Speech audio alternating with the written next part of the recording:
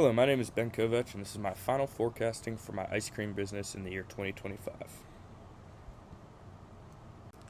This is my predicted final forecast for the year 2025.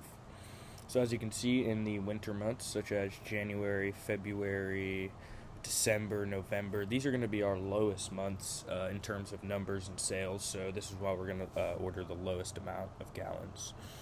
It's actually quite the opposite in the summer months with July, August, June. These are going to be our busiest and when the most sales are made at our store, which is why we're going to need the most ice cream ordered in these months.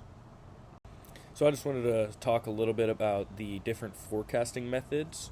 The naive method is a quick and simple method that allows for quick forecasts, but it doesn't always pick up on trends and seasonality changes as well.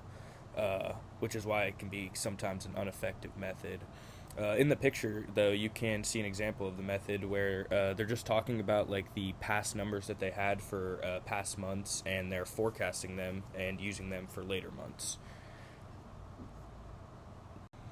So the cumulative method is a good method used for short-term forecasting mostly. As you can see in the table, all they're doing here is just taking past values, such as the frequency of students here, and they're taking them and putting them into a cumulative frequency, which is just basically adding the two past data points and adding them together to create a new forecast. This method's very, very good at short-term forecasting, and it doesn't really respond well to trends or seasonality changes. In this method, too, you can also see in the example that all they're doing is just taking these numbers and adding them together to create the forecast. So it's really not going to be the most effective method when trying to create a good forecast. So in the moving average method, you can just take the average of a few data points and you can find the average of those values. For example, you can see in the picture, you just repeat the same step of taking a few numbers and taking the average of them. You will just repeat that the entire way down the column, and you'll have your forecast for the next year. So this method is good for short-term forecasting as well, and it does respond to recent data actually very well. However, it can't estimate the for like seasonal changes. And this is probably the main reason why it's not the most effective method. So for my business located in Youngstown, Ohio, I have to prepare for all 4 seasons and the seasonal changes that come with them. So I obviously know and respect that sales are going to be a lot lower in the winter months than they will be in the summer months. And then I also found that the peak demand for ice cream in Ohio, at least, is the summer months, and you can clearly see that in the graph that I have on the bottom there. It's the summer months are really when most of the ice cream sales will happen.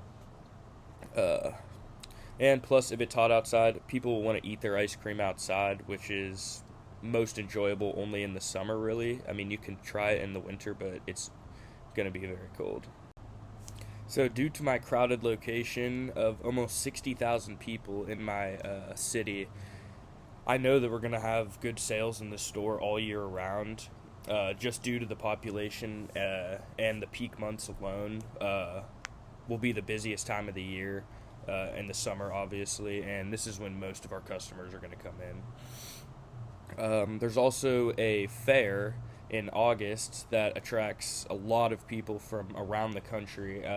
I'd say that's probably the most people in the city throughout the entire year is at that fair.